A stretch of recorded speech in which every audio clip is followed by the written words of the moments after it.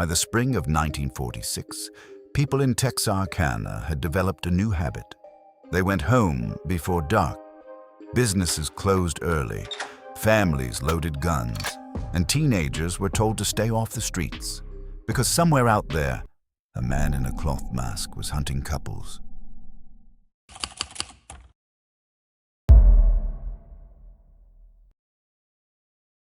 But the town didn't know yet what it was dealing with. On February 22nd, Jimmy Hollis and Mary Jean Larry were sitting in a parked car outside Texarkana. Then a man appeared. His face was hidden beneath a cloth mask. He ordered them out of the car.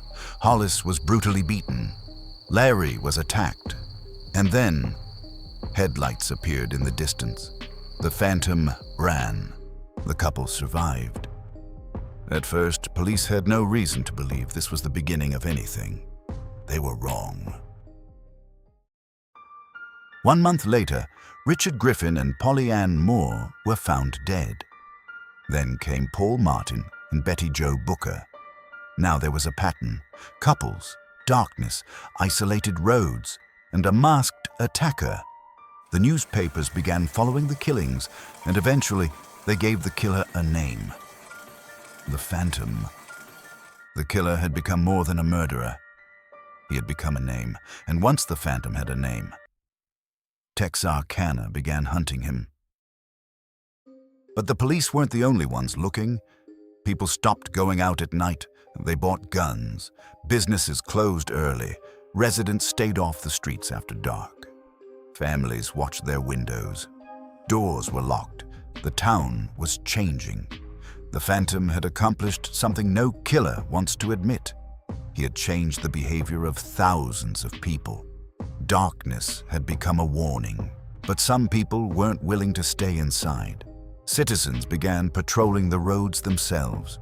They searched the darkness with flashlights. They watched suspicious cars, and some even tried to create traps using decoys. The town had stopped waiting for the police. They wanted to catch the Phantom themselves. But while Texarkana was hunting him, the Phantom changed the rules. On May 3rd, Virgil Starks was sitting at home with his wife, Katie. This wasn't a lover's lane. It wasn't a deserted road. They were inside their own home. Then a shadow appeared outside the window. The gunman fired. Katie ran for the telephone. Then he fired again. Virgil was dead. Katie was badly wounded, but she survived. She escaped the house and found help. Until that night, people thought they understood the Phantom. They thought they knew where he hunted. They were wrong. If he could reach you inside your own home, where were you supposed to hide?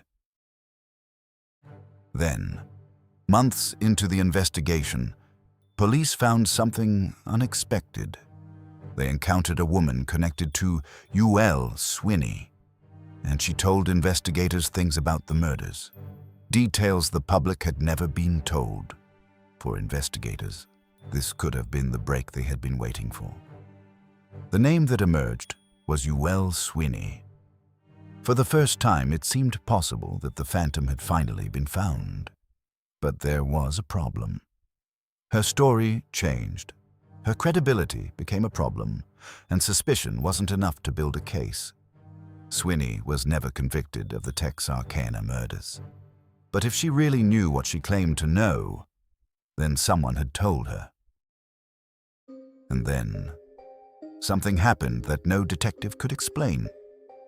The killings stopped. Slowly, Texarkana returned to normal. Businesses reopened, people went outside again, the streets filled with cars, and the night became ordinary once more. For 10 weeks, Texarkana had lived in fear of the darkness. People had locked their doors. They had armed themselves. They had hunted the hunter, and eventually, someone came dangerously close to giving the Phantom a name. But there was no arrest, no confession, no trial for the murders. And then, the Phantom disappeared. Maybe UL Swinney was the man behind the mask. Maybe he wasn't. Maybe the woman who knew too much had the answer, or maybe the truth disappeared with the killer. What remains is the town he left behind. A town that had learned to fear the dark.